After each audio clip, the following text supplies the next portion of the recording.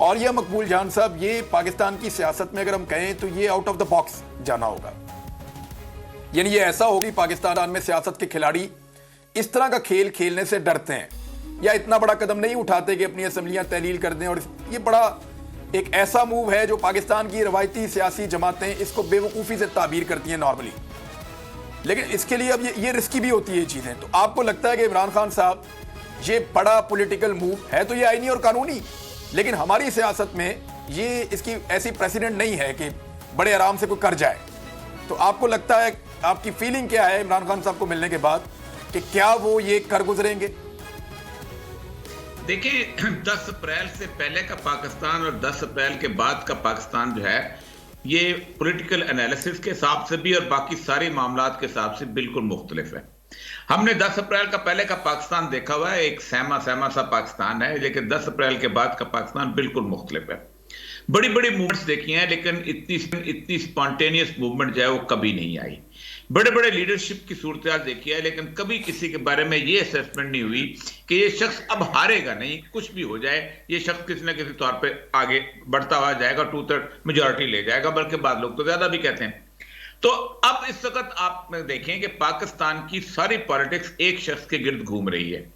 सुबह जो वो शख्स बयान देता है उसके इर्द गिर्द ही पीडीएम भी बयान देती है, उसके इर्द गिर्द मौलाना फजल रहमान भी बयान देता है, उसके किसी का अपना बयान है ही नहीं सिवाय इसके कि इमरान खान जो इस वक्त स्टेटमेंट देता है उस स्टेटमेंट के हवाले से या जो एक्शन लेता है उस हवाले से वो रिएक्शन दें, एक्शन दें, कुछ करें। देखें ये उस वक्त पॉसिबल होता नहीं हो सकता था जब आपको पास ये कॉन्फिडेंस ना हो कि कल आप अवाम के पास जाएंगे तो अवाम आपको रिजेक्ट कर देगी। ये तो खतरा ही खत्म हो चुका हुआ है। आखिरी खतरा सिर्फ एक है जो कि मुझे मालूम हुआ कि जो उन MNAs ने MPs ने कहा जो जिंदगी भर इसी तरह की सूरत हाल में करते रहे हैं कि 4 नालियां बना लेंगे तो जीत जाएंगे, कुछ जून में फंड आ जाएंगे तो हम लोगों को दे देंगे, कुछ ठेके दे देंगे, थोड़ा सा और मौका मिल जाए, खिदमत कर लेंगे, ये कर लेंगे, बंदे तोड़ लेंगे, किसी को नौकरियां दे देंगे। ये इमरान खान को कल मैं वही उनसे बात हो रही थी, मैंने कहा आपको उनको अंदाजा नहीं कि आप इन सारी चीजों से बियॉन्ड हो चुके हुए हो कि आप 7 जगहों पे इलेक्शन लड़ते हो, लोगों को पता है कि आप कौमी असेंबली में नहीं जाओगे, लोगों को पता है कि आप उनके मेंबर नहीं बनोगे, आप उनके लिए किसी तौर पर ना कोई नौकरी दे सकोगे, उसके बावजूद भी आपको जितवा देते हैं। वो 17 सीटें जो कभी एस्टेब्लिशमेंट की मूंछों की तौ के नीचे हुआ करती थी, जिनको बख्शा करते थे वो लोग नून लीग को, तो नून लीग की पार्टी हुकूमत बनती थी, पीपल पार्टी की बन जाती थी, उसके पांव तले से जमीन निकल गई है। यानी नवानी कभी सोच सकता था कि हारे या नंदयाल कभी सोच सकता था हाल के। ये है मुख्तलिफ पाकिस्तान।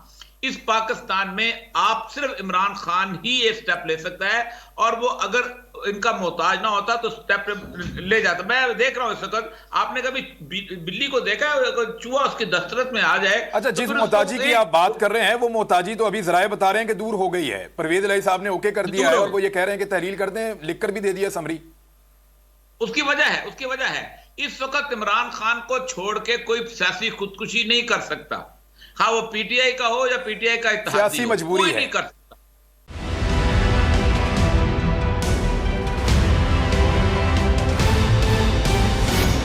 देखिए भाई क्यों चल रहा है ये तो मेरे ख्याल है सब जानते हैं, ठीक है ना। ये केस को आप यूँ समझ लें कि जाली केस जो है इस तरीके से कि ये इन्होंने हम पे चीटिंग का, फ्रॉड का 420 का एक मुकदमा बनाया, ठीक है जी। यानी कि हमने किसी को चीट किया।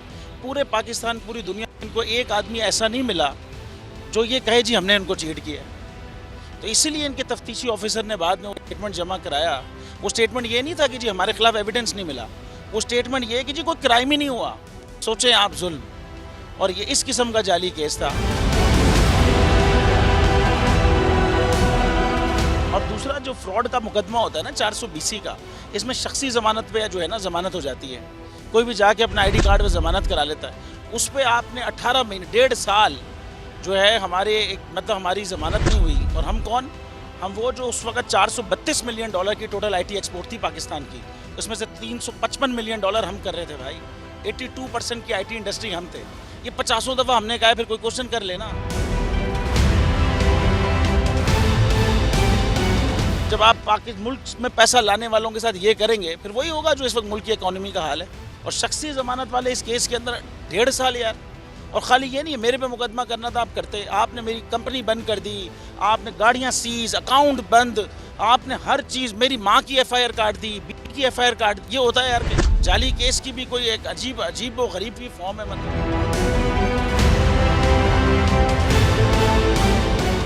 आप समझें 11 जजेस ने भाई नॉट बिफोर मी किया है हमारे केस में, तभी वो 1.5 साल तक चलता रहा जमानत का मुकदमा। एक दफ़ा तो ये हुआ कि भरी अदालत में हमें बाइज्जत बरी कर दिया और 2 घंटे के बाद फैसला आया जी नॉट बिफोर मी। लेकिन इसमें कोई ऐसी मसले वाली बात नहीं है। जो लोग भी हक पे खड़े रहते हैं ना, डरते नहीं हैं, बिकते नहीं हैं, झुकते नहीं हैं, उनके खिलाफ ये केसेस होते हैं भाई। सभी साहब यहाँ खड़े हैं, उनके खिलाफ अरशद शरीफ और आप देखें इमरान रियाज, इमरान खान साहब को आप देख लें, ये इन ऐसे लोगों के खिलाफ ये केस होते हैं भाई। अगर आप हक पे खड़े रहेंगे और डरेंगे नहीं, झुकेंगे नहीं, ये जाली केस होंगे, कोई फ़र्क नहीं पड़ता। जाने दे दी, 100 जान दे दी अपनी। तो अगर पाकिस्तान की खातिर है ना, तो ये इंशाल्लाह हम ज़रूर करेंगे।